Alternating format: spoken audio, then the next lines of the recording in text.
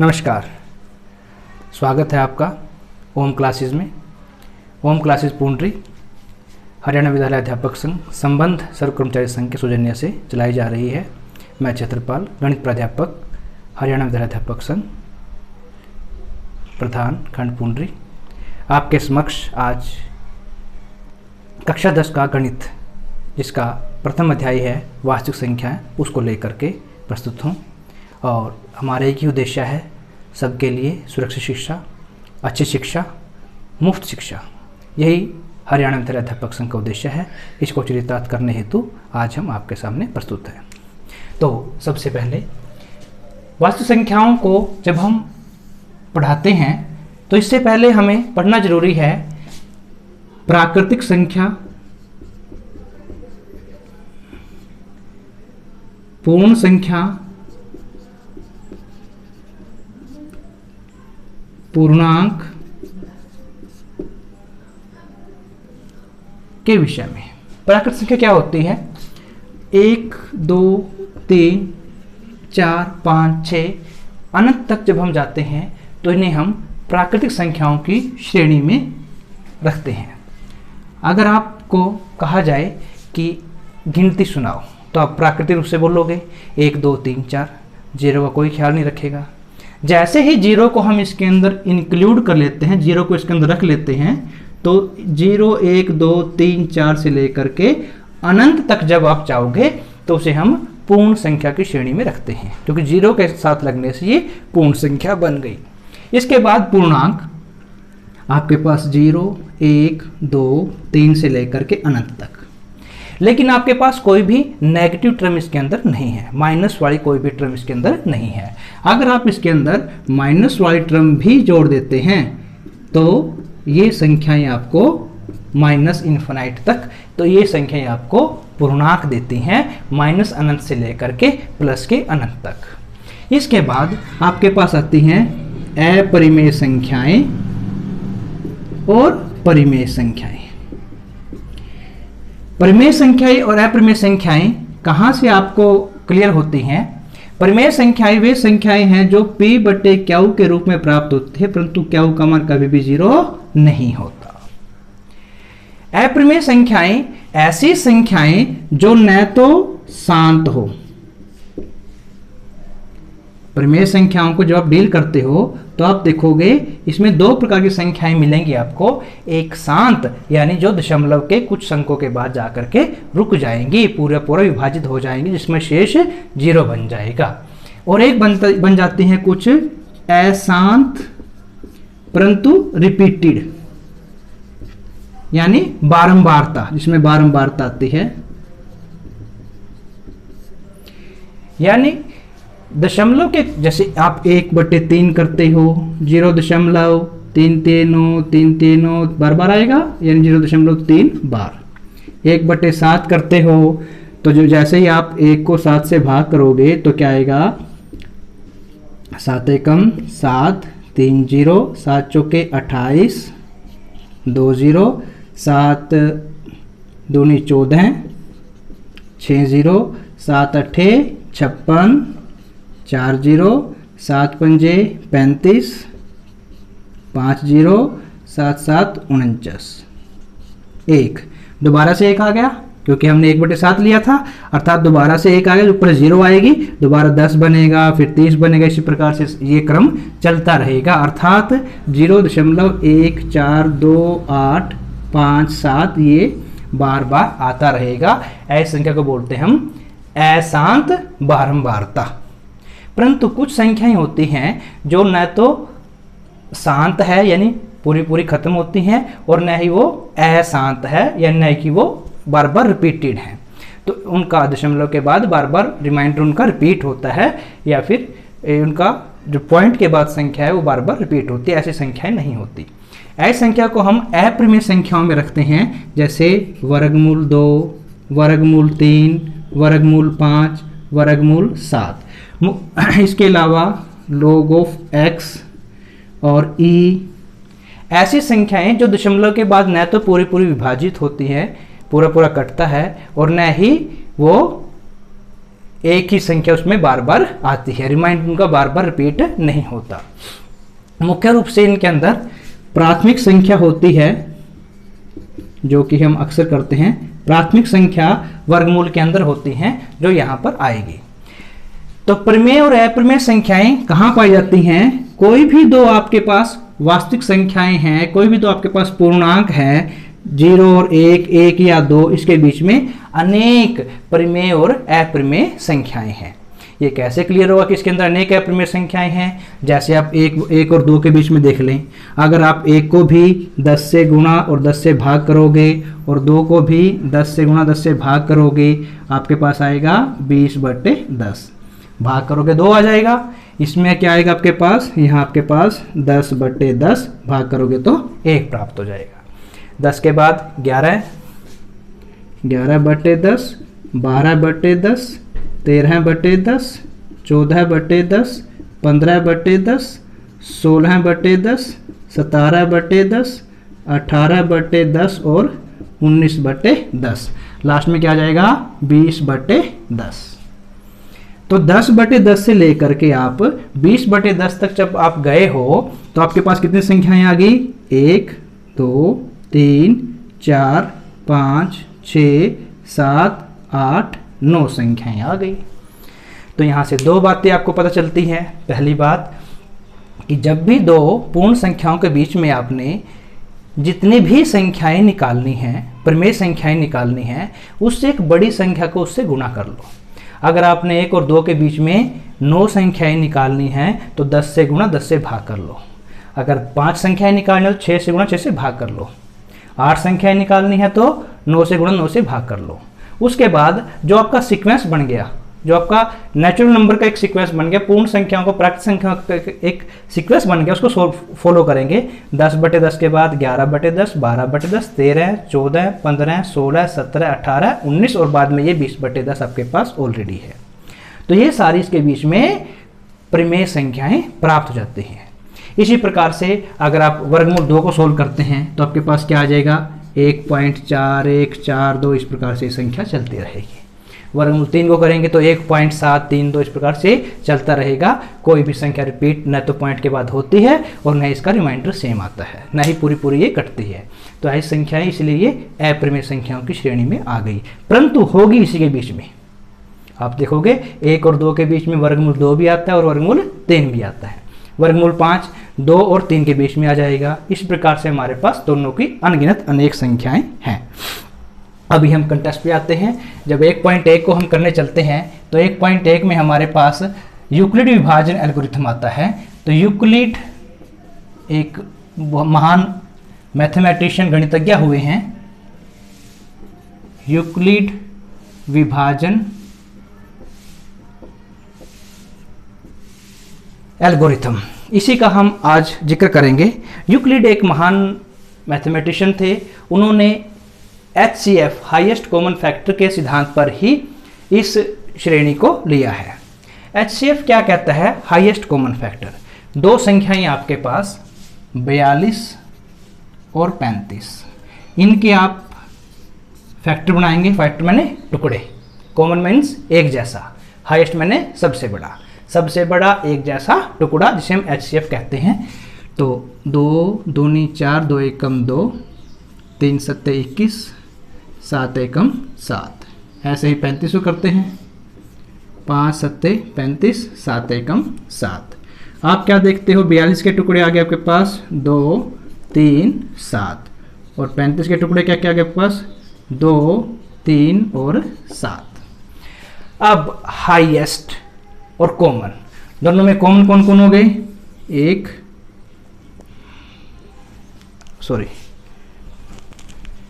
यहाँ पर आपके पास हैं 5 और 7। दोनों में कॉमन क्या क्या है? कॉमन केवल एक टर्म है। अगर एक से ज़्यादा कॉमन होती तो भी हाईएस्ट कॉमन लेते हैं, जो दोनों में हाईएस्ट कॉमन फैक्टर है उसको हम यहाँ पर लेते हैं। इस सिद्धांत को लेकर हम आगे चलते हैं। देखिए यूक्लिड ने क्या कहा। यूक्लिड कहता है अगर आप एक टर्म 42 को आप 35 से भाग करते हैं, 35 एकम 35, बचा कितना? 7 शेष। तो जो ये शेष है ये कभी भी डिवाइजर से ज़्यादा नहीं हो सकता, हमेशा इससे कम होगा। अगर हम इसको ए टर्म मान ले, बीच वाले 42 को, इसको मान ले हम बी टर्म, तो किसी सी से ये भाग करेगा और शेष बचेगा आर। तो जो ये आर है, आर हमेशा छोटा होगा किससे? डिवाइजर से, भाग करने वाले से। ये बात गांठ बांध लो। इसी प्रकार से अन्य एग्जांपल लेके देखते हैं हम। अगर आप 7 को 2 से भाग करते हैं, 2 तिये 6, शेष आ गया 1। शेष अब भी किससे छोटा है? इससे छोटा है। 9 ले लीजिए, 9 को आप 2 से भाग करिए, 2 चौके 8, 1, तो ये भी छोटा है। अगर आप 9 को आप 4 से भाग करते हैं, 4 दूनी 8, 1, ये भी इससे छोटा है। तो शेष हमेशा छोटा होगा किससे? डिवाइजर से, भाग करने वाले से। तो यहाँ पर एक सिद्धांत आपके पास निकल कर आता है जिसे हम यूक्लिड विभाजन एल्गोरिथम के नाम से जानते हैं। वो क्या है? वो ये कहता है A बराबर है B गुणा C प्लस R, इन दोनों का गुणांक प्लस R, और R हमेशा छोटा होगा या बराबर होगा किससे? जो भाग करने वाला है B उससे।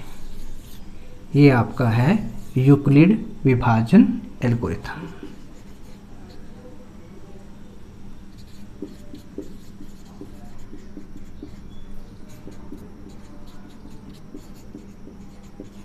इसे आपने याद रखना है। इसी क्रम में हमें HCF निकालना है। 2 संख्याएं दी हैं आपको, उनका HCF निकालना है किससे? यूक्लिड विभाजन एल्गोरिथम द्वारा। देखिए क्या करते हैं हम। हमारे पास 2 संख्याएं हैं 4052 और 12576 का HCF यूक्लिड विभाजन एल्गोरिथम द्वारा निकालिए। ये हमें करना है। तो देखिए क्या करते हैं हम।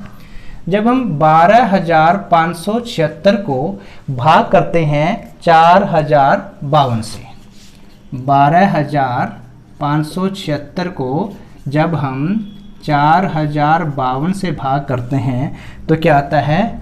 3 से भाग करो, 3 दूनी 6, 3 पंजे 15 और 3 चौके 12, 420। तो ये बच गया आपके पास 4052 को आपने 3 से किया प्लस शेष बच गया आपके पास 420। अब 4052 को आप किससे भाग करेंगे? 420 से। तो 420 से जब आपने भाग किया,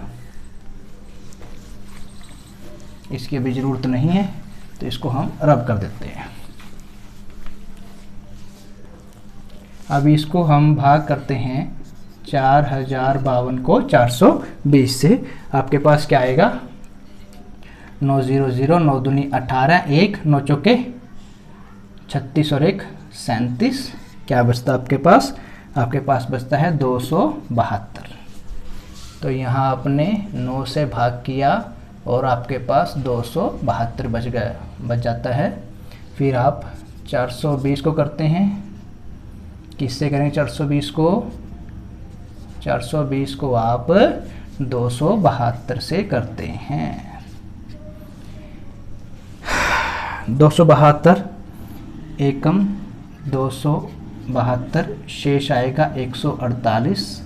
आगे 272 को 148 से भाग करेंगे, 148 एकम 148, बचेगा 124।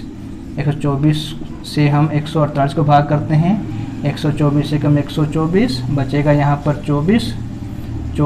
124 को हम फिर 24 से भाग करते हैं, 24 पंजे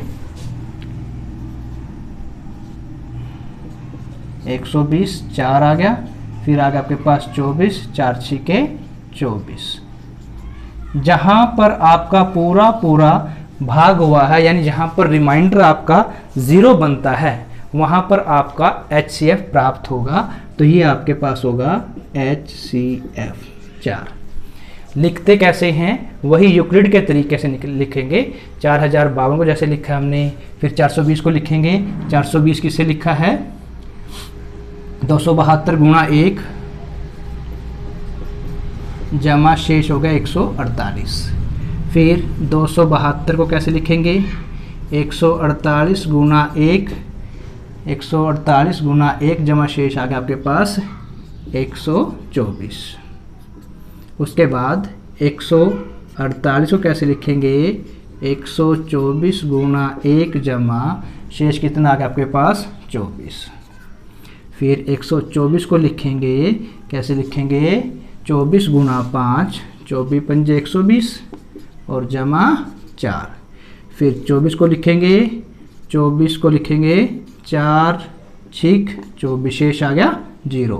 जहाँ भी शेष 0 बनता है तो जो भाग करने वाला आपका जो भाजक है उसे हम कहते हैं HCF।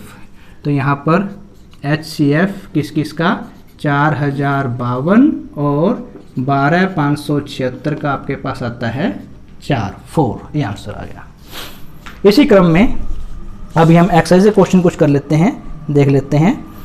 निम्नलिखित संख्याओं का HCF ज्ञात करने के लिए यूक्लिड विभाजन एल्गोरिथम का प्रयोग कीजिए।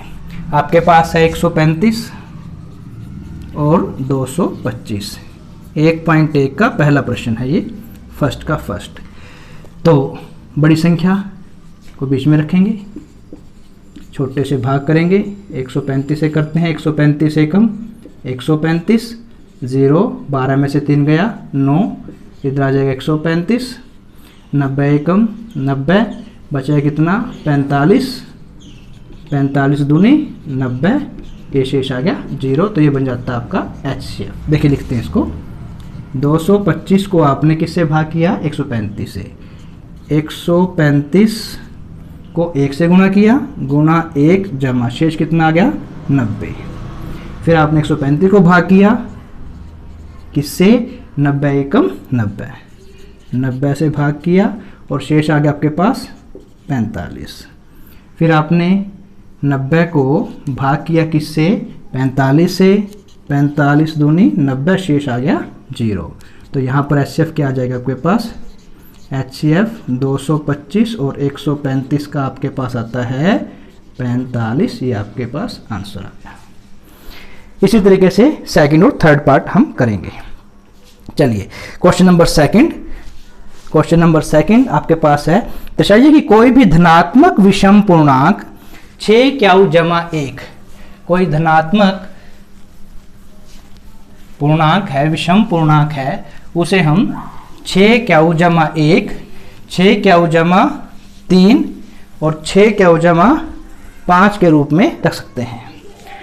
प्रश्न आपके पास दूसरा प्रश्न, कोई भी धनात्मक पूर्णांक है, आप उसे 6 क्यू जमा 1, 6 क्यू जमा 3 और 6 क्यू जमा 5 के रूप में रख सकते हैं।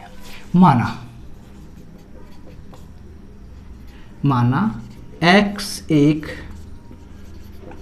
धनात्मक पूर्णांक है, x को धनात्मक पूर्णांक है। जब आप x को किसी 6 से भाग करते हैं, 6 से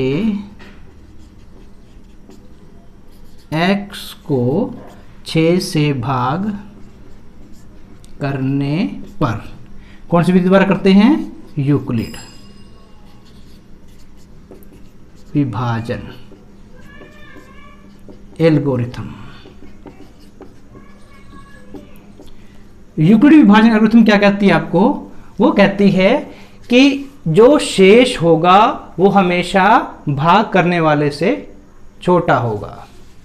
तो x क्या क्या उसके पार्ट बन गए, ये 6 क्यू जमा 1 शेष 1 आ गया, 6 क्यू जमा 2, 6 क्यू जमा 3, 6 क्यू जमा 4, 6 क्यू जमा 5, ये हमारे पास ऑप्शन में होंगे। 6 से भाग किया, 6 से भाग करने के बाद कोई ना कोई वैल्यू आएगी और शेष बचेगा, या तो 0 बचेगा, पूरा पूरा भाग हो जाएगा, पूरा पूरा भाग हो जाएगा, उसका हम जिक्र नहीं कर रहे हैं। तो क्या आएगा, 6 क्यू जमा 1, 6 क्यू जमा 2, 6 क्यू जमा 3, 6 क्यू जमा 4, 6 क्यू जमा 5, या फिर पूरा पूरा 6 से भाग हो जाएगा, 6 क्यू जमा 0 लगा लो। अब उसने क्या कहा है, विषम पूर्णांक। विषम कौन से होते हैं, जो 2 से भाग नहीं होते हैं। अब ये 6 क्या वो भी 2 से भाग होता है, यहां पर 6 क्या 2 से भाग होता है, 1 भाग नहीं होता। विषम हो गया आपके पास 6 क्या जमा 1, 6 क्या वो भी 2 से भाग होता है और 2 भी 6 से भाग, 2 भी, दोनों 6 क्या और 2 दोनों सम संख्याएं, दोनों 2 से भाग होते हैं, इसलिए ये विषम पूर्णांक नहीं है। 6 क्या वो 2 से भाग होता है परंतु 3 नहीं होता, तो 6 क्या जमा 3 भी विषम पूर्णांक है। उसके बाद 6 क्या जमा 5 भी विषम पूर्णांक है। तो इसमें क्या है, ये हमारे पास 3 विषम पूर्णांक आ गए। इसी क्रम में 616 सदस्यों की एक टुकड़ी है, 32 सदस्यों की एक लाइन लेनी है। क्या कहा है, किसी पेड़ में 616 सदस्यों वाली एक सेना की टुकड़ी में 32 सदस्यों वाली एक आर्मी बैंड के पीछे मार्च करना चाहते हैं। दोनों समूहों के समान संख्या वाले स्तंभों को मार्च करना है। उन स्तंभों की अधिकतम संख्या क्या होगी। 616 और 32, इन दोनों का आपने HCF निकालना है। 616 को 32 से भाग करेंगे, 32 दूनी 64 ज़्यादा हो जाएगा, तो 32 से कम 32 बचेगा क्या आपके पास, 11 में से 2 गया 9, 5 में से 3 गया 2, ऊपर से आ गया 6। अभी देखते हैं, 9 से कर 9 दूनी 18 है, ज़्यादा हो जाएगा, 18 1 9 27 और 1 28 हो जाएगा। 9 से किया आपने, 9 दूनी 18, 1 9 27 और 1 28, 16 में से 8 गया 8, क्योंकि कैरी हो गया 0 हो गया। अब 8 32 को आप 8 से भाग करेंगे, 8 दूनी 16, 8 3 24, 8 चौके 32, ये पूरा पूरा भाग हो गया। तो ये क्या बन गया इसका HCF।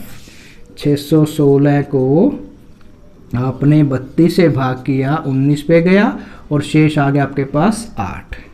फिर आपने 32 को किया किससे, 32 को आपने 8 से किया, 8 चौके 32, पूरा पूरा हो गया, शेष आ गया 0। तो यहाँ पर HCF 616 और 32 का आपके पास आ जाता है कितना, 8। ये आंसर आ गया। क्वेश्चन नंबर 4, यूक्लिडी विभाजन प्रमेयिका का प्रयोग करके दर्शाइए कि किसी धनात्मक पूर्णांक का वर्ग किसी पूर्णांक m के लिए 3m 3m जमा 1 ये होगा। चलिए, माना x एक पूर्णांक है, तो 3 से भाग करो, क्योंकि आंसर 3m और 3m जमा 1 पूछा हुआ है, इसलिए 3 से भाग करने पर यदि किसी विद्यार्थी को कोई भी बात समझ में नहीं आ रही है, लिखा हुआ विजिबल नहीं है, तो वो तुरंत कमेंट कर दे या हमें नीचे डिस्क्रिप्शन में दिए नंबर पे भी संपर्क कर सकता है। और चैनल को सब्सक्राइब और लाइक